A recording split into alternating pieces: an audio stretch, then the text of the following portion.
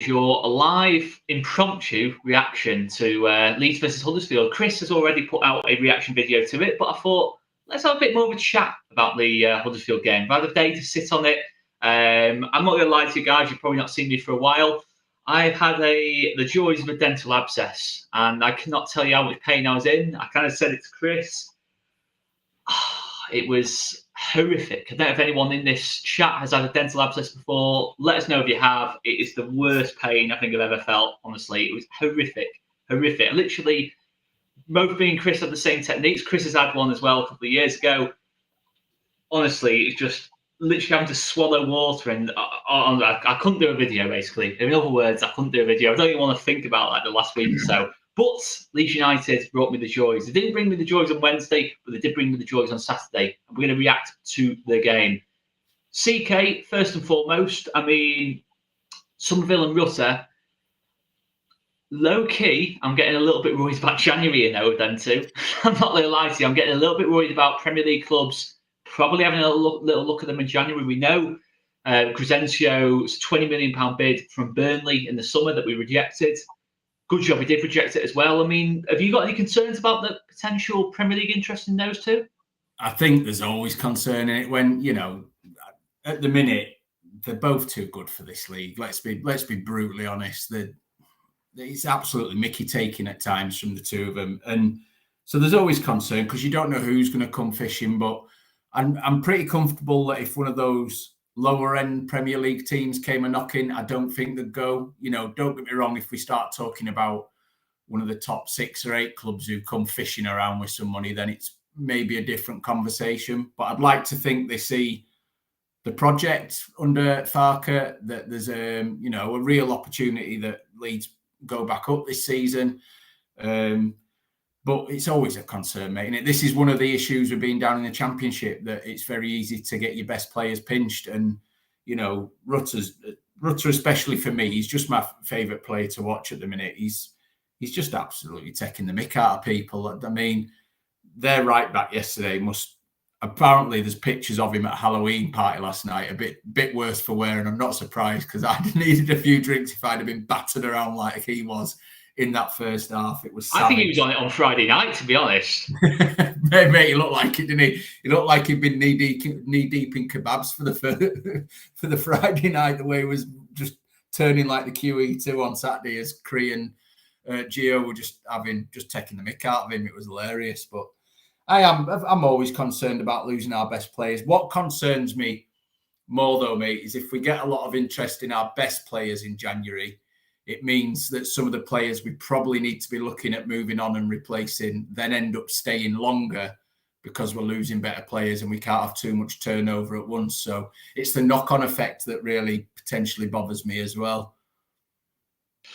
Yeah, let's get on to that topic, because I was wanting to talk about that in terms of the old guard, the Bielsa old guard, if you like. That's, you know, it's been targeted for criticism over the last sort of 5-6 days. You know, obviously Bamford for the penalty miss against Stoke, Ayling and Cooper, obviously, for the way the back line didn't look settled when they came onto the pitch. I mean, it's getting concerning. Meslier as well on the goal as well. It's becoming a real debatable point now. I mean, a comment here is talking about Charlie Creswell. If, you know, Joe Rodon is injured, there's definitely a case for me. Well, for me personally, it's not just a case. For me, Charlie Creswell goes into the right centre-back spot. Pascal stays where he is. I see no reason why not to do that. But we all know it'll be Pascal on the right, Cooper on the left, like it was against Southampton, away against possibly the best Championship team of all time that we're looking at. It's not ending well, is it? If we're being honest, it's not ending well. Not just because Cooper, his form's pretty poor at this moment in time. I think Pascal's half the player when he plays on the right. Yeah, no, I completely agree, mate. And for me, you know, Pascal, you know, who knows what will happen with Rodon beyond this season, but also Charlie's a young up and comer at right centre back, and we've got to be forging those relationships between centre backs and clinging on to, you know, Coops and Ayling and all the rest of it. I'm sure we'll get onto the other old guard, but we're sort of concentrating on Coops at the minute. Is, you know, he's been a wonderful servant for this club, and no one's digging him out as a person or for the things he's done as a footballer over the years. But too many fans with this football club are just sentiment FC, and I've said it for months and months, if not seasons now.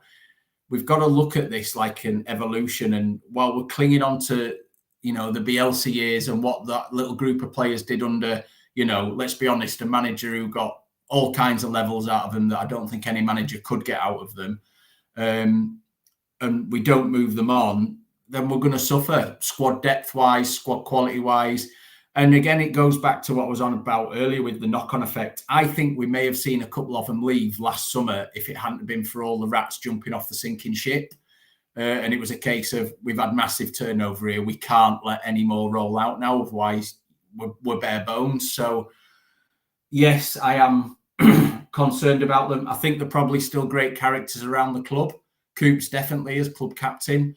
But the team and the squad's got to move on, mate. And, it was very apparent yesterday against a very poor team, the downturn in quality in that defence when we made those couple of changes. So, it's time to move on. And it's a big thank you and all the rest of it for everything they've done. But we've got to start rolling these players out and bringing in fresh blood. Yeah, I'm just going to adjust my microphone a little bit, because as you can hear, there is a lot of precipitation in Southport at this moment in time. You can probably hear off my roof. So let me just try and adjust my mic a second. But another big point is that, I think in terms of the Stoke game, in terms of we tried rotation quite a lot. I mean, is that the case now that the drop-off from the first team to the second team, well, not the second team, but the reserves, is so big? There's definitely a concern about depth. There has to be, in terms of the drop-off in performance from us trying different options. It was so big, compared to that Stoke game. And part of my frustration is that we knew Huddersfield were bad. We knew they were a bad team. We were having a terrible time of it. Crescencio Somerville can't play 2 games in a week, in terms of the midweek games, because of this muscle injury that he's picked up at the start of the season. Why didn't we start Crescencio Somerville at Stoke and play Wilfred Gnonto yesterday against Huddersfield, knowing how bad Huddersfield were? That's something I know it's bad to complain after a 4-1, but the gap to Ipswich, I've got to look at that Stoke game and think we really should have been better in that game as well. Oh, yeah, mate. I think, let's hope we're not looking back at the end of the season and thinking, 1 point here or 1 point there has cost us, and we're now sat third and going into the drama of the playoffs, because we know Leeds' reputation and history with the playoffs. It's not a good one. We're a club that needs to be in those top 2 positions. So, yeah, let's hope we're not reflecting on that Stoke game at the end of the season. And it won't be the only game we'll be reflecting on. Wednesday at home is, looking at how they've not kicked on this season. That's drop points, stuff like that. So there's a few areas, but I think we knew that certainly the first half of this season was going to be an evolution and a growth under Farke. And for me, after the first 2-3 games, I think we're probably slightly ahead of the curve of where I put us at that point.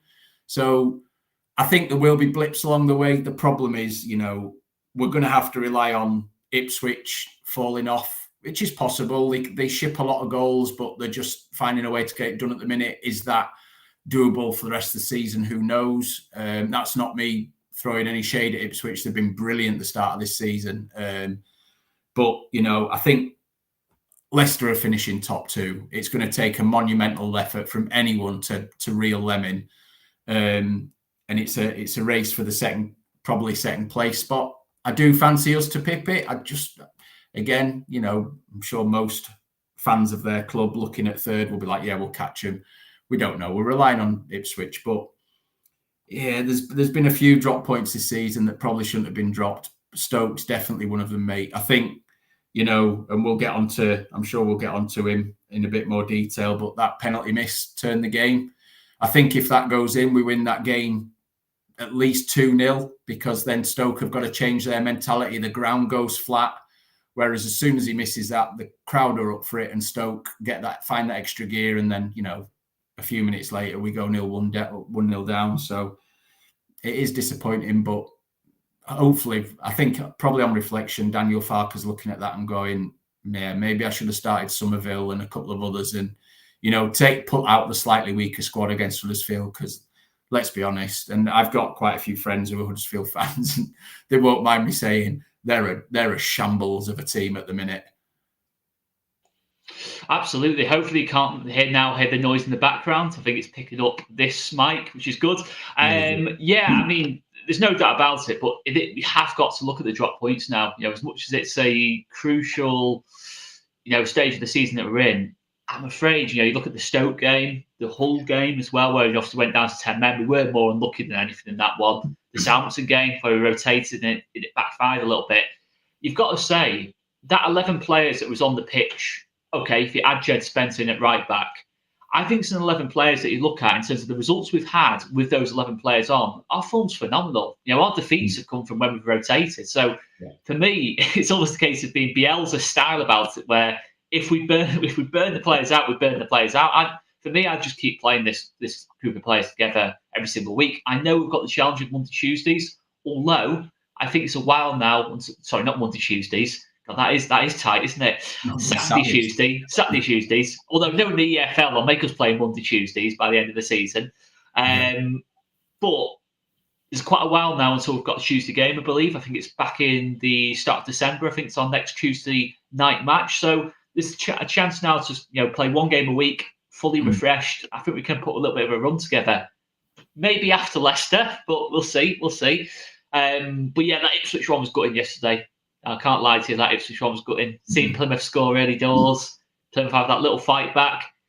Although it has to be said, Ipswich, they're not battering teams. No. Not battering. There's quite a lot of close games. Not like Leicester who are just rolling teams over most weeks. There is some vulnerabilities there. They do concede a lot of goals.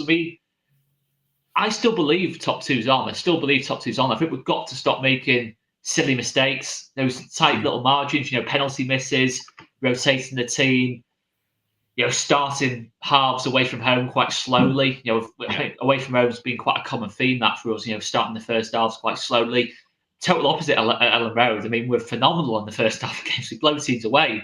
But I still think top two's on. I definitely do. I think Jed Spence will definitely improve that right-hand side. And yeah, someone else I want to talking about the right-hand side is Dan James. I mean, we'll be honest, on this channel, we've been very critical of Dan James. I think certainly I especially have been quite critical of Dan James, but fair play to him. There's still frustrations, but 3 goals, 4 assists, I think it is, for the season. He's not started every game.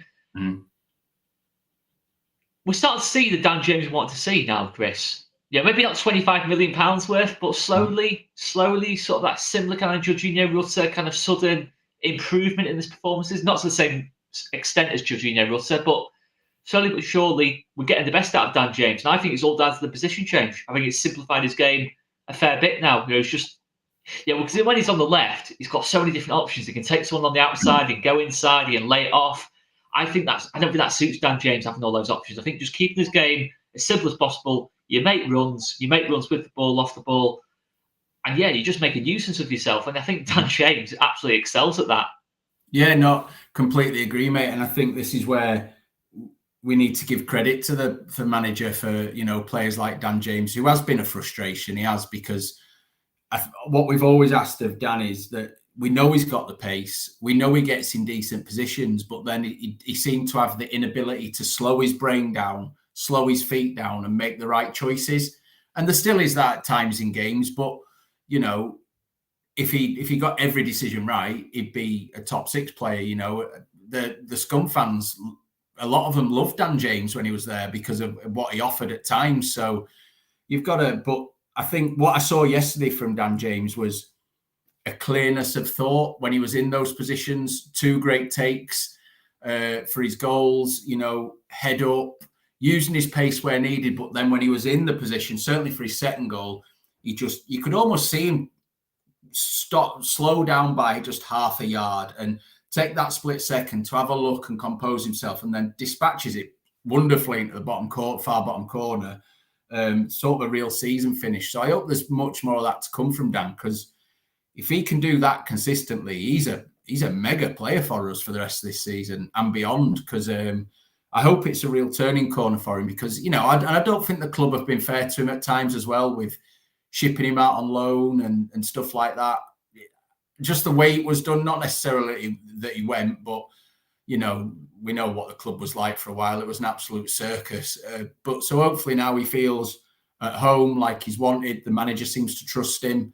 Even when he drops him, whether it be rotation or whatever, he's back in the next game, straight away back in. So the manager seems to like and trust him. So fingers crossed we get a lot more of that, because him, Cree and Gio Rutter together could absolutely destroy, look beyond Leicester, every other team in this league on its day. They are formidable, all very different in the way they approach the game, but all actually complement each other really well. And we saw that yesterday was it Dan's second goal, where, Gio makes the run, pulls the defender away. Cree comes into the middle of the pitch. Dan's put the afterburners on, absolutely smoked his marker, and then put it in the bottom corner. It was a great goal and perfect way to pass from Cree as well. I thought the three of them were exceptional yesterday, with, Cree having 2 assists and 2 goals, has to take man of the match, right? But I thought all three of them were fantastic yesterday. I think the word "taking the piss" would be very much what I'd describe Cree's performance yesterday. The fact he got subbed off after 55 minutes as well in a Yorkshire derby kind of does tell you that, we don't need to use all our guns here. We can save some ammunition here, and that's what I think it felt like we did in that kind of second half, really. And I'm not going to lie to you, I was a little bit frustrated in the second half. I thought we could have probably got a few more goals there, and I understand it. You do see it happen. In teams, there's a lot of domination from one side to the other. You do sometimes see it that the second half is a little bit more chilled out kind of thing, not trying to. I'm not sure what the reason for it is. I think just naturally, subconsciously, the game's gone at that point. Huddersfield maybe sitting a bit more. They don't want it to be a complete embarrassment because they lost. Well, it already was complete embarrassment, but complete annihilation. They'd already lost 4-0 in the midweek. But it's an interesting one. Obviously, there's some debate about, were we that good or were Huddersfield that bad? I just think it's a bit of both, to be honest. I really do think it's a bit of both. I think always it normally is a little bit of both. They were particularly poor. I thought QPR were the worst team we've seen this season. Huddersfield are challenging. That one. I'm not going to lie to you. Another player I want to talk about, Glenn Kamara. I think it's going very much under the radar. Interesting little battle between him and Archie Gray for that midfield spot next to Ethan Ampadu. I think it's healthy competition to have. Especially with Gray being so young, mate. Yeah, we can't rely on him game in, game out. And I thought what I liked yesterday was, whether it came from the manager or Kamara himself, was, we realised Huddersfield was sitting deep. So Kamara went and made that extra man up top and supported the front four. And I thought he was exceptional yesterday. Behind that, the obvious three, he was next in line for man of the match. I thought he was absolutely brilliant yesterday. Some really nice touches, powerhouse running at times. I think he's a great addition, mate. I really do. And I think it takes that weight of expectation off Archie, gives Farker the opportunity to bring him in for games, then rest him for games, take him out of the limelight for 2-3 games on the spin when he feels he needs it. And that's exactly the path that Archie should be on. We all want to see, especially homegrown talents in the team, week in, week out, destroying it. But it's rare that happens. And then they have a dip in form and they can't get their heads around it, but we've got nothing else we can do, so we have to play them. And before you know it, they're absolutely burnt mentally and physically, whereas now we can take him out of the limelight, let him sit on the bench for a couple of games, because we've got another top talent in there alongside Ampadu, who was exceptional in what he did yesterday as well. Just breaks the play up, looks forward, dispatches an easy pass, lets them crack on. It's one of them with Ampadu and I think Joe Rodon. And to an extent, I think Pascal's getting to that level now where they have a really good performance. You don't even sort of notice it now. It's just like the expectation is that kind of thing. I hate going back to the Stoke game. People will call me negative, and fair enough. Kamara and Gray should have started at Stoke. Again, it's another one where I look at Gruev starting at home to Huddersfield because of how bad Huddersfield are. Kind of would have made more sense to me than away at Stoke, because Stoke were, they're not brilliant, Stoke, but Stoke away from home, got a decent record against the better teams in this league at home. They'd already beaten Sunderland in the week. For me, that was another slight error on our part, that one. But listen, I think Glenn Kamara, when he arrived at Leeds, was kind of very much seen as this kind of neat and tidy player, 7 out of 10. Doesn't really do anything too exceptional on the ball. But to be fair to him, he's really shown that when you actually watch him, there's a lot of progressiveness about him, in terms of carrying the ball, powerhouse, as you said, breaks the lines, gets forward. It was almost like a number 10 at the time. Well, he was a number 10 effectively yesterday. And he really has impressed me, to be fair. I think the only game where I thought Glenn Kamara's not really been great was Southampton away. But to be fair to him, I think every other game, he's been an easy 7, 8 out of 10 for us, and very, very promising to have that option to switch between Kamara and Gray. It's not just the fact about Gray losing form for me, it's about burning out Archie Gray, which is a concern to me. A 17-year-old playing 46 games in a season is not healthy. It's really not healthy at all. How many players have you seen for Leeds alone where it's ruined them, kind of thing, playing so much football? And you've got to get it right the other way as well. You don't want to have a situation where they hardly play. A bit like Joffrey Gelhardt, where unfortunately they're out of practice, kind of thing. They're out of, they haven't got that rhythm to the game at all. And I think we just got it right with Archie Gray at this moment in time. I think maybe see him play a little bit less minutes as the season goes on. I'd like to see him, maybe want to see him play a few less minutes, not because of performances, just not to burn him out, because that is a special talent that we've got. And his brother is even better, I've heard. Quite decent authority. Harry Gray coming in is also phenomenal. So, it's very exciting times in that kind of regard. And some dynasty, that, innit? It's absolutely some dynasty, that. It is. And it should hopefully help the contract negotiations as well. Eddie can just have a word. If Archie Gray's got Premier League interest, Eddie can have a little word for us and sort that out for us. But yeah, let's look a little look. Hang on. Let's have a little look at the Leicester game as well. I'm not nervous about the Leicester game because it really is. It's like the Jaws theme. Going to that Leicester game, because it's just so inevitable. Leicester, even against QPR yesterday, 10 minutes to go, Harry Winks pops up and scores one from 30 yards. I mean, to win the game, that is how inevitable Leicester are, that someone like Harry Winks can just smash one from sort of 30, 40 yards out. But anyway, let's look at that Leicester game. What are you thinking, CK? I still think we can do damage to Leicester. I think with Somerville and Rutter in the team, no matter how good Leicester are, they are two players for me who get into that Leicester team, along with Rodon, along with Ampadu. We do have talent of ourselves. It's not, we shouldn't be going into that game too fearful. I wouldn't want us to sit back against Leicester. I think we've got to play on the front foot and see what we can do. No, I nailed my colours to the mast on my post-match yesterday, mate, and actually the week before, and I said, I think we turn them over. And I don't know why. I can't put any theory behind why I think it. And, most people who watch this channel will know me, and I generally tend to be one of the more pessimistic ones. I try and call it realist, but I'm a pessimist for my own sort of mental well-being at times of this football club. But I do. I've just got that feeling, mate, we'll go and turn them over. This absolute flyer that they're on at the minute probably has to come to an end at some point, right? It's very rare it goes on and on and on. We rarely see it in such a demanding league. If any team can be the team to put the brakes on them a little bit, even if it's just for one game, surely it's our squad with the talent we've got. I fancy Joel Peru to have a good game. He's been a little bit quiet the last couple of games. I don't think we've found his best position yet. He does a lot of work that I think goes unseen, but he needs more goals after sort of having a bit of a quiet spell. Fancy him to bag. And if Cree and Gio are on it, then we can give them a hard time. And I fancy us. I think we beat them 2-1. I do.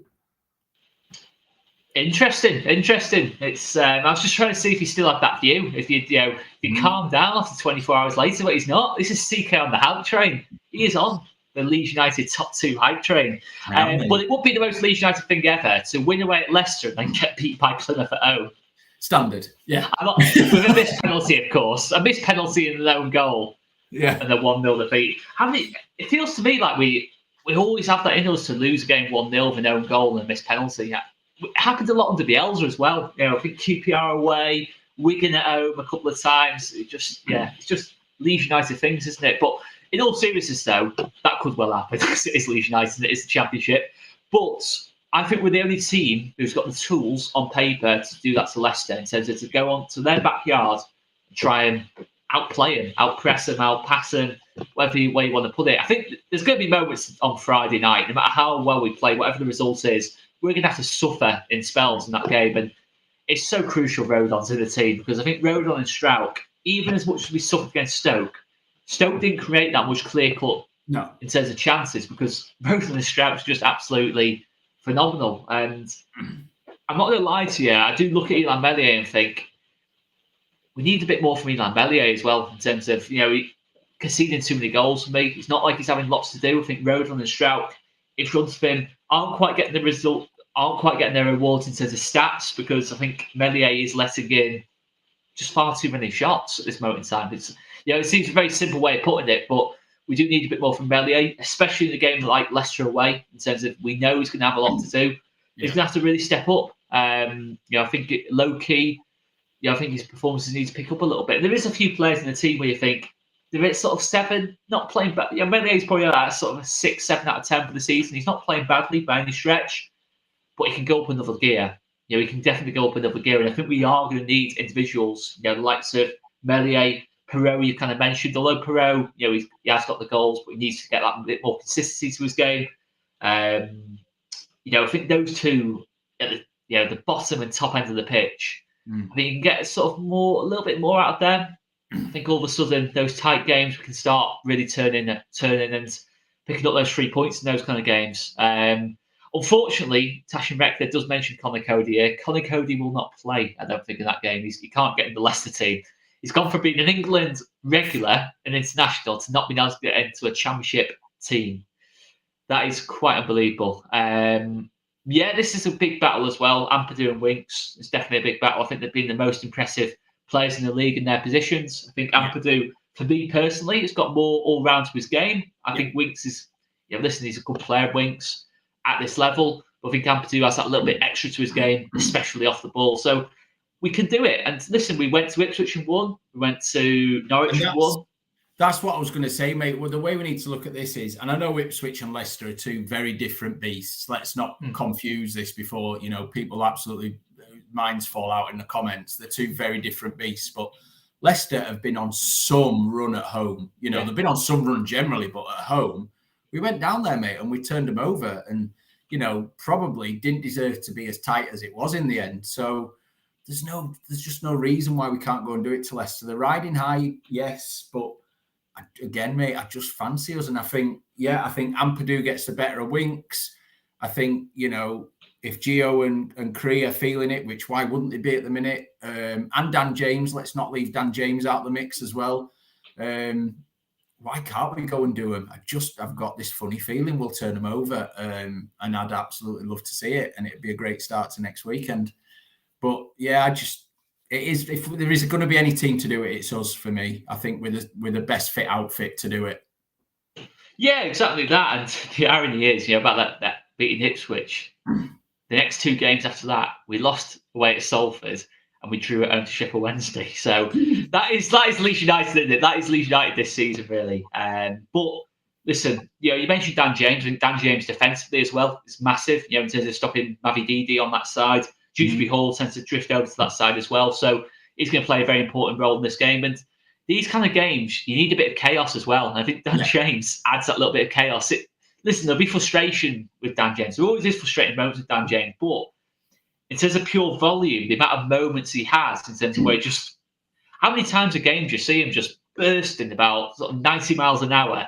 Not literally, but you know what I mean. It feels like 90 miles an hour in behind their fullback. And I think Leicester will hate that. I don't think Leicester face enough of that. They try and play quite a high line, try and dominate the ball, dominate the game with the ball. I think having someone like Dan James on the counter-attack is absolutely massive for us. And I think the game against Stoke, you saw in that second half, before these scored, I think our best spell in the game came when Dan James came on, added that little bit of chaos to it, sort of confused Stoke a little bit. I think it's probably the best word for it. He did sort of Stoke. Everything before Dan James came on was quite patterned and scripted in terms of Nonto pass it to Perrault pass it back to Nonto. Sometimes Rutter might be able to make a run at them. Anthony would pass it back to Rodon, etc., etc. It was just like everything was just so slow and ponderous. But then Dan James came on, and I'm not going to say it was a great performance from him, but he added that little bit of chaos to the game. We got a bit of momentum. We got higher at the pitch. The other players got a little bit more confidence, a bit more space to play into. It's very, very important that we have players like that in the team who can turn Leicester around the other way very, very quickly. Crescencio as well, to be fair, can do that. I think the underrated Crescencio's that good with the ball. We forget how good he is off it as well, how fast he is, how in terms of that second goal against Huddersfield, exactly that. And that's what I thought we missed against Stoke. And I'm sure Daniel Farke won't make the same mistake again. But it all won't matter if Pascal is playing on the right side of the back four. Do not do it, Daniel. Please, Daniel, don't do it. It's nothing against, Coops or anything like that. It's all about balance. I just don't like seeing it. It didn't work against Southampton. It hasn't worked at all against Cardiff either. We tried it at the start of the season. Trust Charlie Cresswell in a game like this, because set pieces are crucial as well. Yeah. So like a Charlie Cresswell in the box, Crescencio's delivery, you never know. It's all about the margins in games like that. Yeah, and I think you're 100% right, mate. And I think that sort of gives us an opportunity as well to mention another player who I think, and I will take my huge slice of humble pie and ram it straight down my throat. Sam Byram, when he went off yesterday, and this is a no slight on Shaqs, because I thought Shaqs played really well at right back, but he's definitely not a left back. He's less of a left back than Sam Byram is, who isn't really a left back. I think Sam Byram this whole season, he's probably up there for me in our top 3 players performance-wise across the season. He was being absolutely exceptional. And the drop-off when he went off, along with the having to move Shaqs to the left and then old Bill coming on the right, treacle feet Bill, bless him now. Sad to see it just not happening for him anymore. But it is more than anything. It is sad to see that the performance dropped off when the likes of Cooper, Ayling, Bamford came on. We can't hide away from it. I think that's a big thing this season. We have to be honest with ourselves. We are going to have to be quite ruthless at times, and I think it is now time to see people like Cresswell and that lot come into the team when we're trying to switch things up a little bit. Yeah, I completely agree, mate. What when we bring them on, what are they bringing on that's going to be different? Or instantly yesterday the defence looked slightly more chaotic. Coops, I'm not sure if it was a penalty or not, but I wouldn't be upset if it had been given, and that was him recovering from losing his man. Bill couldn't make a pass, looked slow. Bamford had one shot, which, I think scared one of the stewards, sat between the goal and the corner flag. Absolute worm destroyer. And it's just, what are you bringing on that's better or is going to give us something different than what that first 11 is? Whereas I think you bring a Charlie on, what you're going to get from him. You're going to get strength, power. He's going to try and shut up shop. He's going to be a big man in there. You bring even a Joseph on up front instead. You know what you're going to get. He's going to try and bring something different to the game. The one area that doesn't massively concern me at the minute is centre midfield, because you can bring an Archie on for a Kamara or an Ampadu. And I think that's real strength for strength swaps. But up top and in that defence, when we have to make changes, our quality dips significantly. And that, I think, will be something that they'll try and target slightly in January, and then there'll be big moves made in the summer. I think if we go up, obviously there'll be big moves made anyway. Even if we didn't, I think there'll be big moves made in the summer to strengthen the squad, and we will lose a couple of the stars. It's inevitable if we didn't go up, but we'll worry about that when we get there. Yeah, no, exactly that. I agree with you though. I think we will. I think it will be quite an aggressive transfer window if we do, go up this season. A bit like what it was in the first season back when we had people like Rodrigo, Rafinha coming in the same transfer window, et cetera, et cetera. We haven't talked so much about the other ones that came in that transfer window because they went to, anyway, everyone knows about that. But anyway, Junior Firpo's coming back soon, so we'll be sorted then. Anyway. You said it earlier, mate. When Jed Spence is fit, we can see it now from Farke and the way he's using Ayling. He's preferring Shackleton there at right back. So when Jed Spence is in and fit, Shaqs becomes his understudy, and that's, let's be honest, mate, that's Bill done. I think the fact Archie Gray started right back as well. The 2 games before that was that's a bad one on Luke Ayling. In terms of confidence wise, that's a bad one. And like I said earlier, mate, I don't want people to think this is us digging them out, because they'll always be fan favourites for what they've brought for the promotion season, for the first season back in the Premier League, where they were all exceptional, absolutely exceptional. But a football club has to evolve and move on, and we can't be Sentiment FC. and they'll always hold a place, like Pablo and all the rest. The days they come back to watch us or whatever, they'll get welcomed back like kings, and that's how it should be. And you can overstay a welcome and you can lose that. Pablo, probably in his eyes now on reflection, as bad as it hurt, went at the right time, and he will always be lauded now as one of the best of the modern era to play for us. Let's be outside of the Premier League. Absolutely. It was incredible. And I think you can tarnish a legacy by being around too long. And I think sometimes it has to be up to the individual as well, to go in and knock on the door and say, boss, this level's not for me anymore. I'm too sluggish. I'm not up to speed. I think, a move might be best for me to, drop down a slight level, lower half championship team. They're not dead as footballers. They've got something to offer, but not at the rate this football club wants to move forward. So that's where I stand on it, mate. It's not just Ayling, it's Coops as well, Bamford, potentially a couple of others who I've not thought about, who are still probably getting paid by us with some of our bonkers wage structures and contracts. Seth Johnson's still on the payroll, is what I heard. Even though Kane's still dragging away. Yeah. Kane's still turning up for the 23s. It's one of them. It's natural as Leeds fans, listen, I don't want to be too negative because I think the positives are definitely there, but there's still things we do need to tighten up a little bit, to get that top two. And it's just the brutal honesty of it. I think you saw from that first season under Bielsa, we were excellent. We were excellent for 95% of the season, but those small margins, we didn't quite get right. And then we did get it right in the second season. If you want to do it this season, maybe we've got to look at January. Maybe we've just got to, just stick with that 11 that played yesterday and just trust it. I agree with you on Sam Barham. I think he is our best left back. I think historically now, for the last, I don't know how long, our best left back hasn't been a left back. Other than maybe Charlie Taylor, I think that's pretty much the recurring theme. So you have to be, if you're going to try and play left back for Leeds and you're left footed, it's not happening. It's not happening. You need to be right footed, never played there in your life, and you'll do fine. That's the only way it happens. I don't know what it is about that left back spot. It's a cursed position for Leeds. Has been for a long time. But yeah, I mean, unless there's anything else you want to add, CK, we're coming up to 7 o'clock, and I think we're pretty much covered most bases there. Yeah, I think just I've already given him plenty of props, mate, but I've just got to call out Gio Rutter again. I think personally, ceiling-wise and ability-wise, I think he's the best player in the Championship, because I think there's a lot more to come. He's still very raw. Nice. Segue. Yeah. He's still very raw, but he's so strong as well. The last goal yesterday, where he absolutely melts their right back, the right back goes to grab him. If people watch it back, the right back goes to grab him and stop him.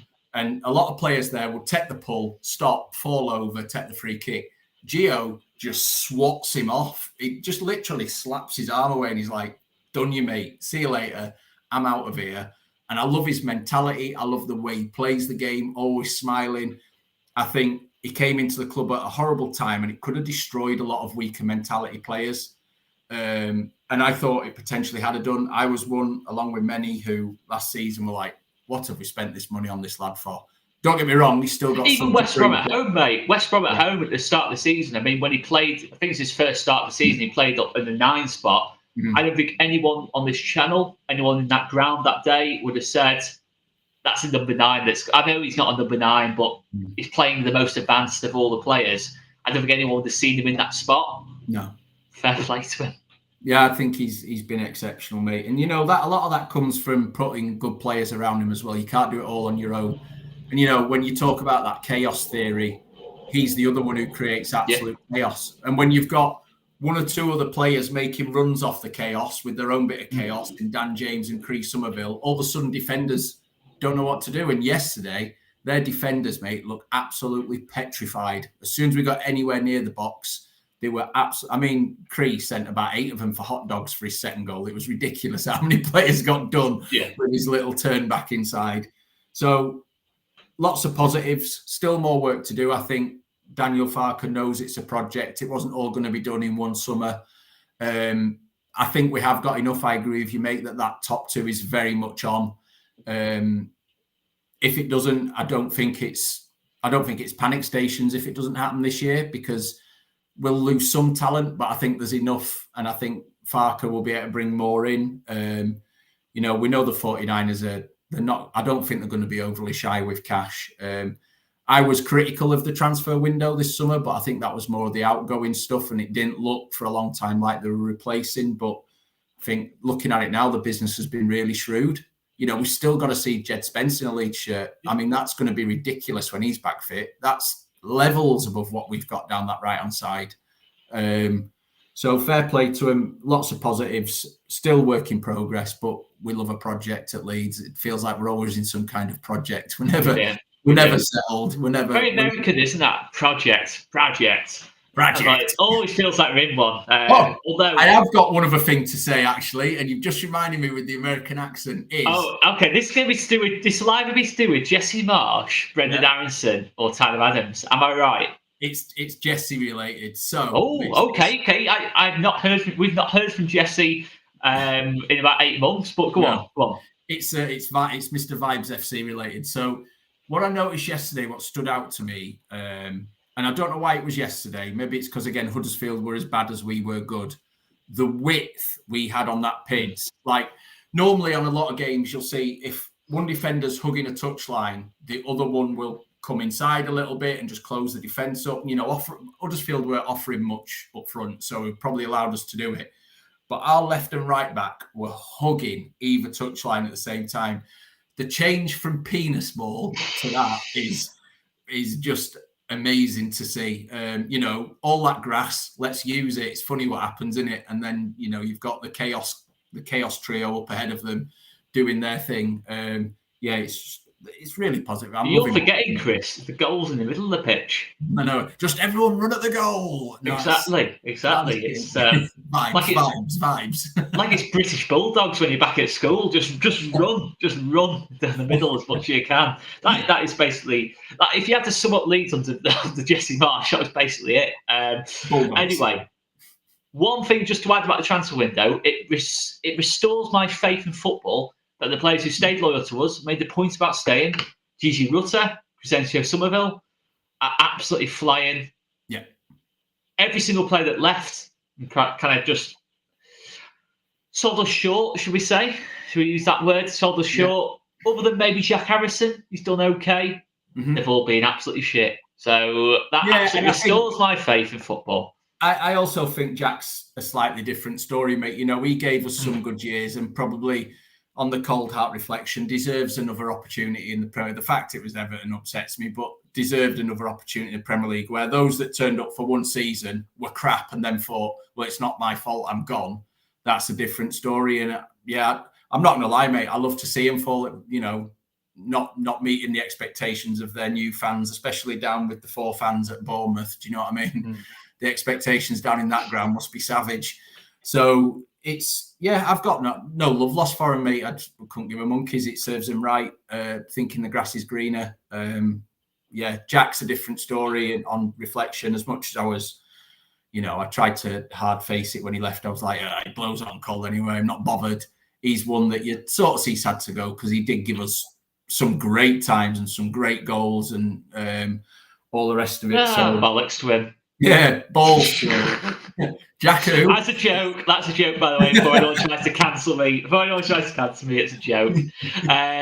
There's normally Chris who'd say that, so I thought, I think we switched roles today. Switched roles today. It's it's interesting. It is interesting. But anyway, guys, we'll leave it there. Apologies, there's been issues with the stream. It's not our fault. Our stream's been running absolutely smoothly. Perfectly smoothly, definitely smoothly. It's YouTube. It's basically playing YouTube, basically. It is basically down to YouTube. Not even messing. I think there genuinely is an issue with YouTube today. So hopefully, if you are watching this live, you have been able to connect with our stream. If not, you're watching it afterwards. Hopefully, you've been able to watch it. Smash that comment button. Not smash that comment. I've had like 10 hours sleep in 5 days, guys, with this dead slab test. I'm not going to lie to you. I've crossed my words over so much today. I'm honestly so tired. I'm going to have to sleep. Right. Smash the like button. Get in the comments and make sure you check out Tash's vlog of the Huddersfield game as well, and CK's post-match reaction. And yeah, we're going to leave it there anyway. YouTubers crash nationally. Nothing to do with all these TV, just seen in the comments. So don't blame us if you're going to blame us in the comments. Yeah, it's normally my fault. Yes, it's my computer. It's not my fault this time. It's like the boy who cried wolf. Genuinely not my fault this time. But anyway, we will leave it there. Cheers for watching, guys, and we'll be back with more videos ahead of the big one on Friday. See you later, guys. Thanks for watching.